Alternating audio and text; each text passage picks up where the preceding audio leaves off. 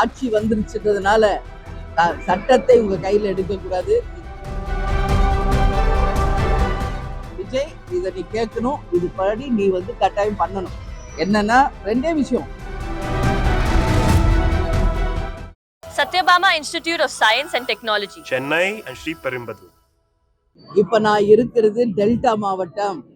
இந்த டெல்டா மாவட்டத்திலே விவசாயிகள் கடன் தள்ளுபடி என்று சொல்லி ரொம்ப கொஞ்சம் பேருக்கு தான் அந்த கடன் தள்ளுபடி வந்திருக்கிறது. இது விவசாய மக்களுக்கு யாருக்குமே திருப்தி கிடையாது. அதனால இன்னைக்கு தமிழ்நாடு முழுக்க எல்லா இடங்களிலும் விவசாயிகளுடைய ஆர்ப்பாட்டங்களும் போராட்டங்களும் நடந்து கொண்டிருக்கிறது.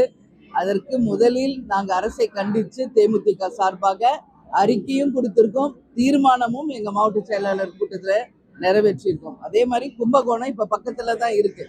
அங்க ஒரு போலீஸ் அதிகாரி சட்டம் ஒழுங்கை காக்கின்ற அந்த போலீஸ் அதிகாரியின் கையை முறித்து இன்னைக்கு ஆளும் கட்சியினர் அராஜக செயலில் ஈடுபட்டதை ஒட்டுமொத்த டெல்டா மக்களும் இன்னைக்கு அதை கண்டிக்கிற ஒரு சூழல் நடந்துட்டு இருக்கு. ஆட்சி வந்துருச்சுன்றதுனால சட்டத்தை உங்க கையில எடுக்கக்கூடாது. நிச்சயம் அது தவறு என்பதை முதலமைச்சர் விஜய் அவர்கள் அவங்க கட்சியினருக்கு இதை புரிய வைக்க வேண்டும் என்பதை கேட்டுக்கிறேன். எனவே நிச்சயம் எந்த ஒரு ஆட்சி வந்தாலும் அது மக்களுக்கான ஆட்சியாக இருக்கணும்னு சொல்லி நான் கேட்டுக்கொள்கிறேன்.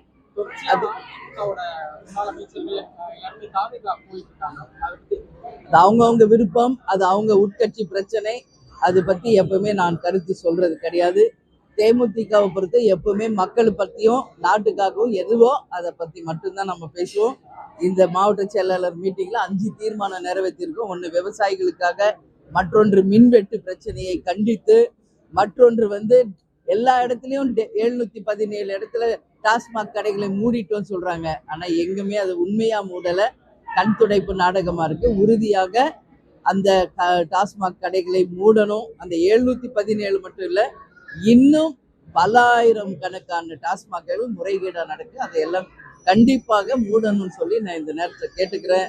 அதே மாதிரி இன்னைக்கு பார்த்தா தமிழ்நாடு முழுக்க எல்லா இடத்துலையும் பாலியல் வன்கொடுமைகள், 3 வயசு குழந்தை, 5 வயசு குழந்தை, 62 வயது முதியவர்கள் என்று எந்த விதமான பாரபட்சம் இல்லாம தொடர்ந்து பாலியல் வன்கொடுமைகள் பெண்களுக்கு எதிராக நடக்குது. அதை தேமுதிக வன்மையாக இந்த நேரத்தில் நான் கண்டிக்கிறேன். அறிக்கை கொடுத்தோம். நேற்று கூட என்னுடைய அறிவிப்பு வந்திருக்கோம். நான் கேட்கறது ஒண்ணுதான், மாற்றம் வேணும்ன்றதுனாலதான் மாணவர்கள், இளைஞர்கள், பெண்கள் தாவேக்காக்கு வாய்ப்பு கொடுத்திருக்காங்க. விஜய் வந்தா பாலியல் வன்கொடுமையை முற்றிலும் தடுத்துருவாரு, டாஸ்மாக் மொத்தம் ஒழிச்சிருவாரு, சட்டம் ஒழுங்கை சரி பண்ணிடுவாரு, ஒரு மாற்றம் வேணும்னு இன்னைக்கு மாற்றத்தை கொடுத்திருக்காங்க. ஆனா இன்னைக்கு வரைக்கும் இப்போ ஆல்மோஸ்ட் 2 நாள் ஆனா 1 மாசம் ஆகுது. நான் உடனே 6 மாசம் டைம் கொடுப்பேன், அதுல மாற்று கருத்து இல்லை. ஆனாலும் 6 மாசம்ன்றதுக்குள்ள இங்க ஆயிரக்கணக்கான பாலியல் வன்கொடுமைகளும் லட்சக்கணக்கான படுகொலைகளும் நடந்துடக்கூடாது 6 மாசத்துல. அதனால இரும்பு கரம் கொண்டு நிச்சயம் முதலமைச்சர் தம்பி விஜய் அவர்கள் பெண்களையும் கண்டாயம் இந்த நாட்டையும் காப்பாற்றும். அதுக்காக தான் அவருக்கு வாய்ப்பு கொடுத்துருக்காங்க. நேற்றைய அறிக்கையில நீங்க பார்த்துருப்பீங்க, இவங்களுக்கெல்லாம் வெறும் ஜெயில போடுறது, வெறுமனே தண்டனை கொடுக்கறது மட்டும் இதுக்கு தீர்வு கிடையாது. இதற்கு நிரந்தரமாக பாலியல் வன்கொடுமைக்கு தீர்வு வரணும்னா 2 விஷயம் பண்ணா மட்டும்தான் இனி இது தொடராது. நான் அது விஜய்க்கு இன்னைக்கு ஆலங்குடியில இருந்து சொல்றேன், விஜய் இதை நீ கேட்கணும், இது படி நீ கட்டாயம் பண்ணணும். என்னன்னா 2 விஷயம். அரபு நாடுகள்ல இருக்கிற மாதிரி மக்களுக்கு எதிராக பொதுவாக நிற்பாட்டி 1 வயசு குழந்தை, 2 வயசு, 3 வயசு குழந்தை பாலியல் வன்கொடுமை செய்யறவர் யாரா இருந்தாலும் அரபு நாடுகளில் தண்டனை கொடுப்பது போல தரணும். மக்கள் முன்னாடியே தண்டனை வழங்கணும். இல்லை என்றால் கண்டிப்பாக கோயம்புத்தூர்ல சைலேந்திர பாபு அவர்கள் செய்தது போல ஒரு என்கவுண்டர் பண்ணணும். அப்பதான் இதற்கு நிரந்தர தீர்வு. இதற்கு முற்றுப்புள்ளியை தவிர மயிலே இறகு போடுன்னா போடாது.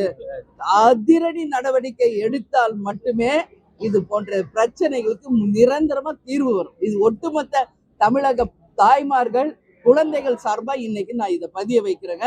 இதாங்க நிஜம். கொதிச்சு போயிருக்காங்க இன்னைக்கு மக்கள். பச்சை பிள்ளைங்களை நீங்க தொடறீங்களா? நீ எல்லாம் மனுஷனா இல்ல மிருகமா என்ற கேள்வியை நான் கேட்கிறேன். மிருகங்களுக்கெல்லாம் வாயில சொன்னா புரியாது. என்கவுண்டர் ஒண்ணுதான் இதற்கு தீர்வு.